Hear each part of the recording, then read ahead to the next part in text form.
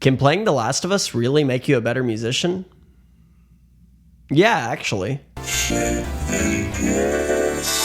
Hey, how's it going? Shadvegas here. And yes, actually, if you've ever played The Last of Us, Naughty Dog's amazing title and one that they've released for the 30th time, it feels like, you can actually take principles learned from playing that game and apply it to your own musicianship to make yourself a little better at music. This also kind of applies to any type of art and creativity, so even if you're not a musician, just keep watching anyways. If you like music, creativity, and video games just in general, then please consider subscribing. Also, check me out on Twitch TV/Shadvegas, where I take samples from video games and usually try to make music from them. Most recently, I've done Elden Ring, I've done Bloodborne, I've done Death Stranding.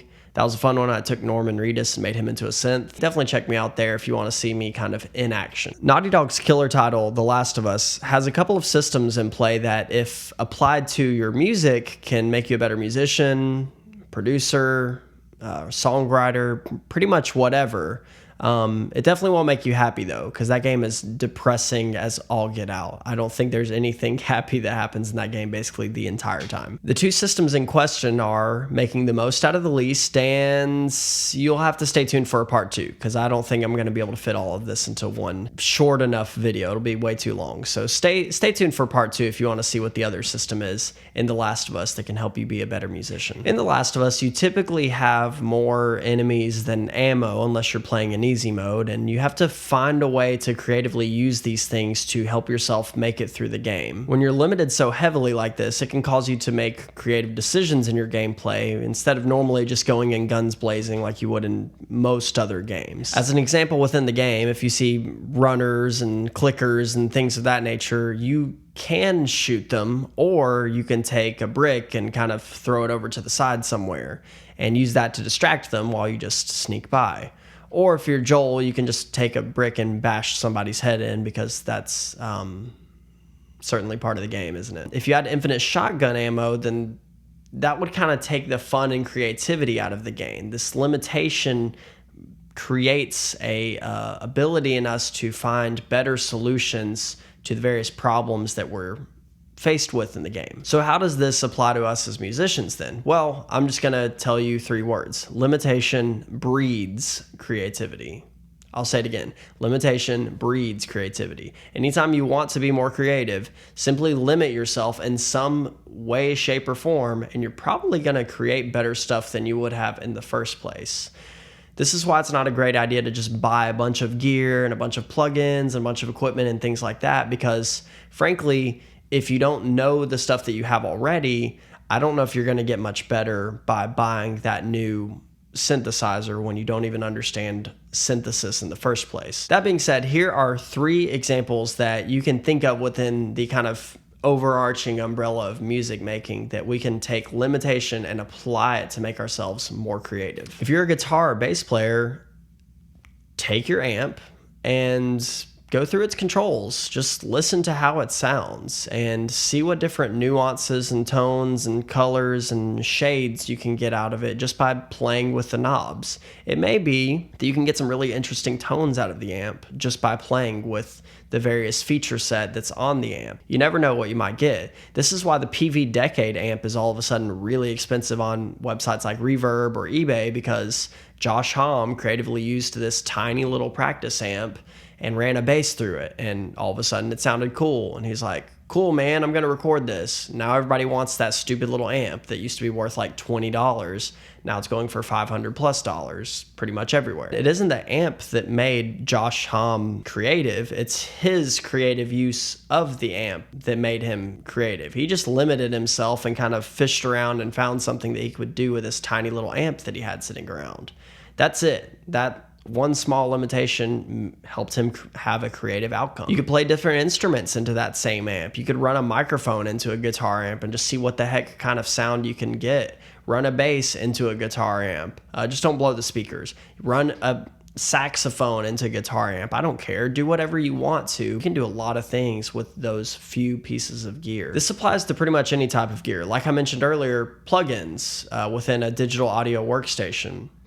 Which actually leads me to my second point. Make the most out of one single plugin in your DAW of choice. I can attest to this myself because I use Logic's built-in quick sampler all the time in my music production. I will sample random sound effects from video games and then mash and manipulate them into whatever I want them to be. And had I not been using that over and over and over and learning the nuances of the sampler, then I wouldn't have been able to get some of those same effects. So by limiting myself to that one plugin, I've gotten more music out of myself and more creative music out of myself. The first time that I attempted the Death Stranding song, I actually used different forms of sampling throughout and found myself running into brick walls. When I limited myself to one single plugin, I actually ended up making way better decisions and making a much better piece of music out of it. A couple of other plugins that I'm familiar with, by the way. You need to be familiar with whatever you have available to you, but a couple of ones that I want to just shout out is Logic's compressor, Logic's pedal board, Yuhi's Tyrell N6, which is actually a free synthesizer that sounds amazing, the Retro Synth in Logic, Vital, which is another free synthesizer. I've just kind of made myself aware of these various plugins and how to use them better and more effectively. And I feel like I do some pretty cool things. I don't know. I certainly enjoy what I do. So I guess that's all that matters at the end of the day. Okay, so we've talked about music producers. We've talked about instrumentalists. What about songwriters? Well, once again, limit yourself. Take something, just a single object, and write about it.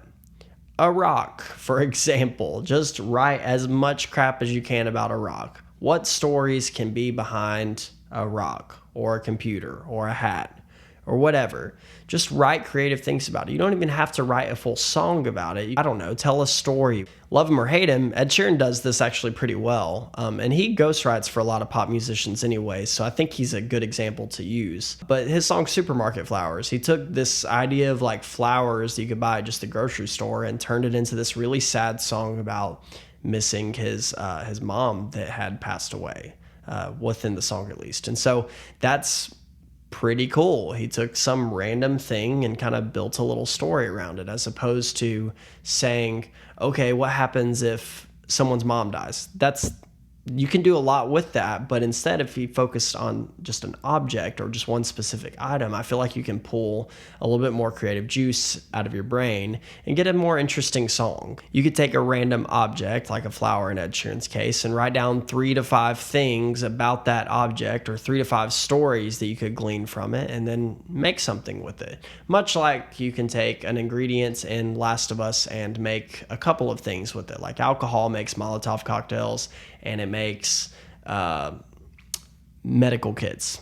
No matter what you do, no matter how you're making music or how you're being creative, the biggest thing is that you limit yourself and stick to that limitation for the time being, at least, until you have output something. Try to finish whatever you start with that limitation.